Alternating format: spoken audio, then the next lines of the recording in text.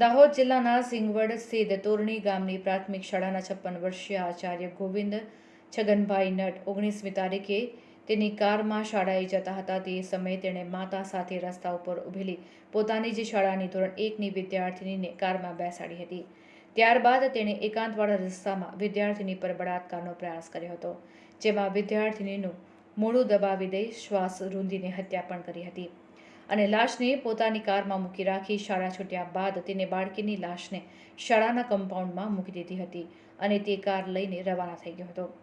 આ સમગ્ર બનાવની પોલીસ મથકે ફરિયાદ નોંધાતા પોલીસે ગોવિંદ છગન નટની ધરપકડ કરી ગત સોમવારે કોર્ટમાં રજૂ કરી 4 દિવસના રિમાન્ડ પર લીધો હતો, પરંતુ આરોપી ગોવિંદ નટ રિમાન્ડ દરમિયાન પોલીસની તપાસમાં પૂરતો સાથ સહકાર આપતો ન હોવાથી અને આ ગુનાની વધુ કડીઓ મેળવવાની હોય હત્યારા આચાર્યના 4 દિવસના રિમાન્ડ પૂરા થતા હોવાથી પોલીસે શુક્રવારે સાંજે લીમખેડા કોર્ટમાં રજૂ કરી ફર્ધર રિમાન્ડની માંગણી કરી હતી। ત્યારે કોર્ટે આરોપી આચાર્ય નટના સોમવારે બપોરે 1 વાગ્યા સુધીના એટલે કે 3.5 દિવસના રિમાન્ડ મંજૂર કર્યા હતા।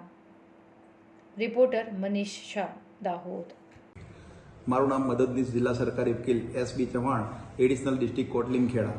આજ રોજ તોરણી તાલુકા સિંગવડ ખાતે એક પહેલા ધોરણમાં ભણતી 6 વર્ષની દીકરી ઉપર તેને સ્કૂલના આચાર્ય દ્વારા દુષ્કર્મ કરવાની ઘટનાનો બનાવ બનેલો, જેમાં પોલીસે તપાસ કરી આરોપીને અટક કરી અને 4 દિવસના રિમાન્ડ માંગેલા, પરંતુ 4 દિવસના રિમાન્ડ દરમિયાન પણ આરોપી પૂરતો સાથ સહકાર આપતો ના હોય અને અમુક તપાસ કરવાની બાકી હોય ફર્ધર રિમાન્ડની માંગણી કરતા આજ રોજ નામદાર કોર્ટે 3.5 દિવસના એટલે કે 30 તારીખના રોજ 1 વાગ્યા સુધીના રિમાન્ડ મંજૂર કરેલ છે।